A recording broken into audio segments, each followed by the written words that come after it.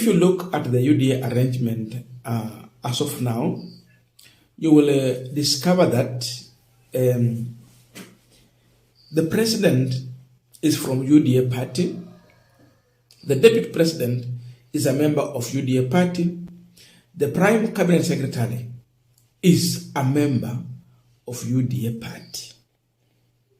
I'm saying so because I know very well ANC merged with the UDA to form a UDA party. So Musalia Mudavadi and his team entered the UDA. And already his people are in the UDA system. The ANC leadership, they have some position they're holding to in the UDA party. And now even from western side, they want all Mudavadi allies to take over UDA leadership, Hook Western. And they are doing that. So, in this government, everyone is UDA. We have ODM here. And Oburu made a mistake from the beginning by comfortably telling Kithure Kindiki that they are not interested in his position. We should not be worried.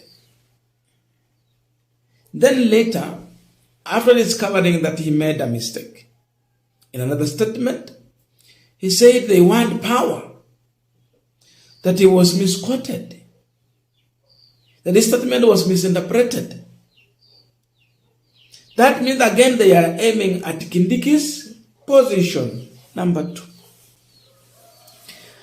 Now, to show you that now ODM is waking up from slumber, and it can turn into a serious engagement, you listen to the statement of these leaders. Now they are embracing the issue of power, Tunataka power. They are embracing that. And Junet Mohammed, for the first time, he came out and seemingly he is demanding that ODM should be given that which it deserves. And what is that? Power. Which position? A running mate or a deputy president.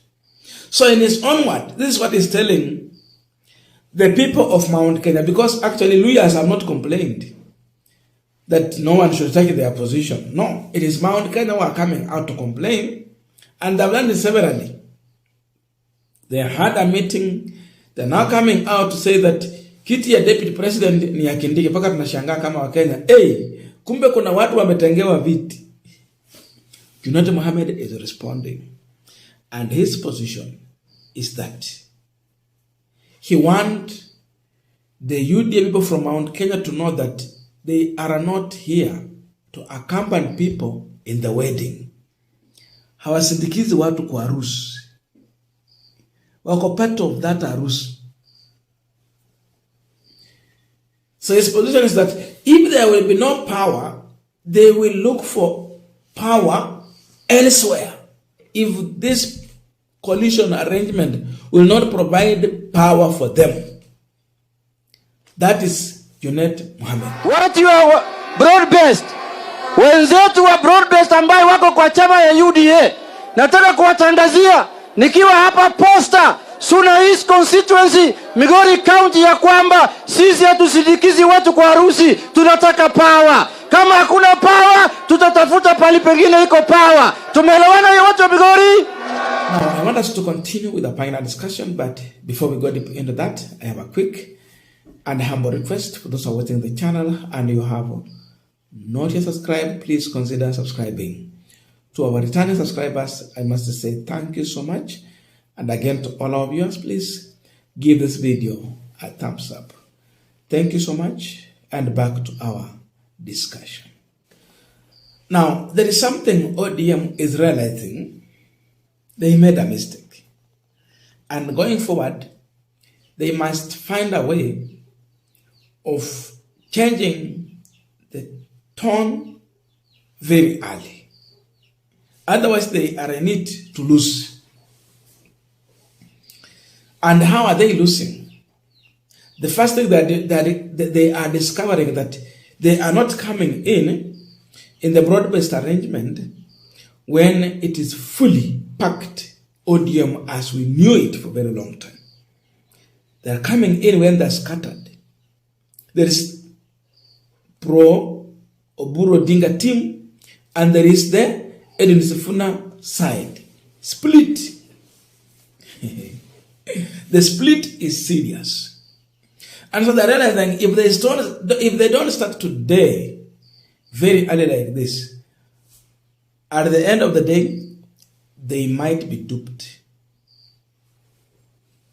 But as long as, in my own view, having looked at how ODM is now playing their game, seemingly ODM is planning to settle for something less than a running mate.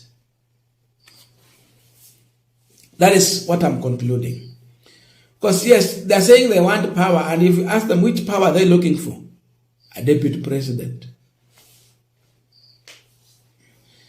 You cannot be aiming at a deputy. Unajua siasa ni karata ya pata potea. So lazima ukwe umelenga kitu fulani. Na unajua from where are you aiming? Then where are you going to land? So if you cannot tell me that if you are aiming at a running mate position, you cannot just stick and say, I want a running mate position. You aim higher, knowing that I will land here. ODM should have come in as equal partner and demand that which everyone is looking up to. They must say that we are in this coalition and we are here to produce a presidential candidate. Then in the negotiations, they know they will land at a running mate. So that this team will feel threatened, and ODM must also show their numbers that they deserve that. So as they insist on that, unajua tu Kindiki anaweza kaa comfortable bila kujua sasa hiyo yake ndio wanatarajia. So they're telling Kindiki, hey, work out, show out your numbers also. And Kindiki is preparing for that.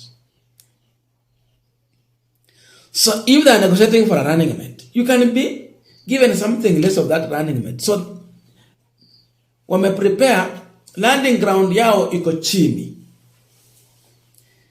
Will they be given this prime CS position? Maybe no. Why? Because Luyas are here also. They are the second largest. And they are across the country. So what do you give to them? There might be something then utaonyesha muko na power hata kama ni power kidogo. So I see ODM not getting among the top 3 positions.